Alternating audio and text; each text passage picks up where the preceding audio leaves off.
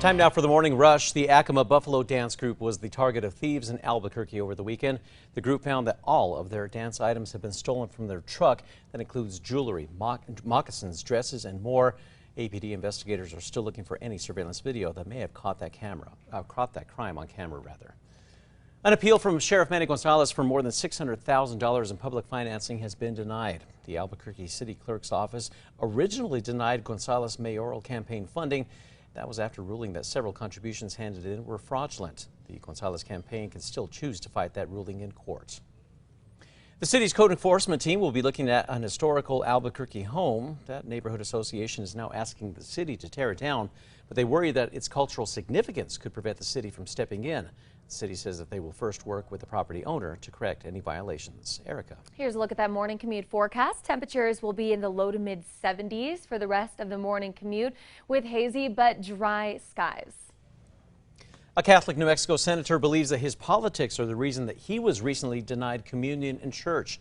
Las Cruces State Senator Joseph Cervantes says that he supported the measure overturning an abortion ban. Now, in a statement, he says that his vote was not advocating abortion. We did reach out to the Diocese of Las Cruces, but have not heard back. Jury selection is set to continue today in the trial for the man accused of shooting and killing a teen. Prosecutors say that IZAIAH Garcia shot and killed 17-year-old Sean Markey at a party after homecoming back in 2019. Garcia is also charged with killing 21-year-old Kayla Campos at Bianchetti Park. That will be a separate trial.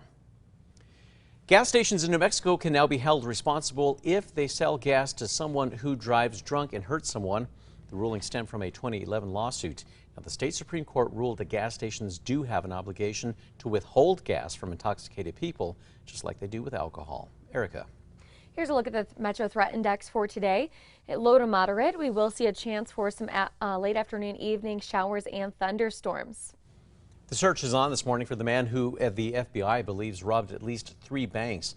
Authorities say that this man robbed a U.S. bank in Moriarty and a Wells Fargo in Tijeras yesterday. The man also matches the description of a suspect who robbed a Wells Fargo in Moriarty last week.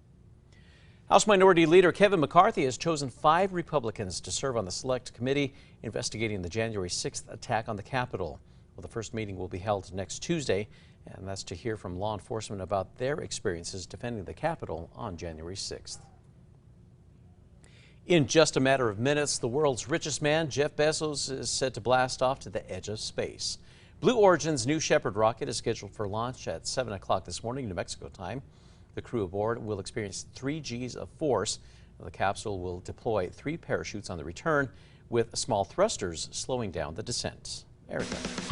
All right, here's a look at the morning commute forecast. We are looking clear on the roads, no accidents or slowdowns.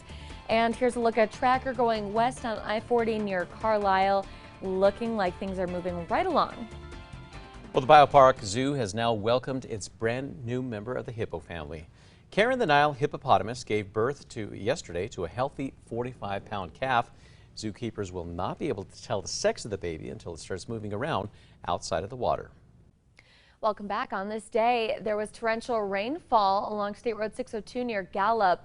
Water ended up surging 4 feet deep on the state road, and even large concrete barriers were moved several feet. Time now for the 5 facts. At number 5, the Biopark Zoo is welcoming a new member of its hippo family. Karen the Nile hippopotamus gave birth yesterday to a healthy 45-pound calf. Zoo guests were able to watch the birth as it happened in the hippo pool. It was just days ago that the zoo officials learned about Karen's pregnancy, which was unexpected because the 19-year-old hippo was on birth control. Zookeepers will not be able to tell the sex of the baby until it starts moving around outside of the water. Pretty exciting for the Biopark family.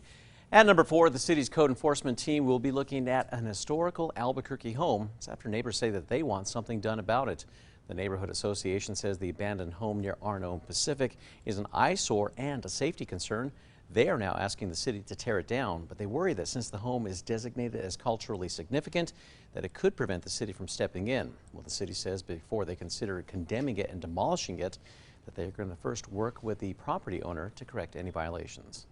And at number 3, we are expecting some better chance for rain today across central and western New Mexico.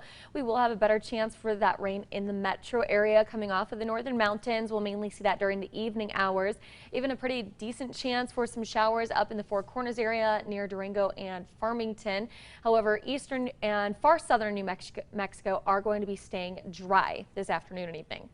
And number 2, an appeal from Sheriff Manny Gonzalez for more than $600,000 to be used in his mayoral campaign in public financing has been denied. The Albuquerque City Clerk's office originally denied the Gonzalez campaign the funding.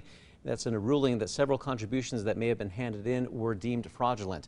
Yesterday, City Hearing Officer Rip Harwood says that he upheld the ruling based on the fact that Gonzalez admitted that many of the submissions were forged. The Gonzalez campaign can still choose to fight that ruling in court. And at number 1 this morning, the Acoma Buffalo Dance Group was the target of thieves in Albuquerque over the weekend.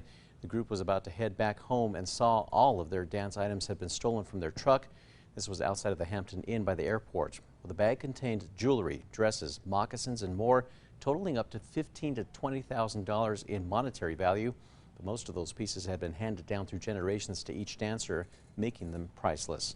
APD investigators are still looking for any surveillance video that may have caught what happened on camera.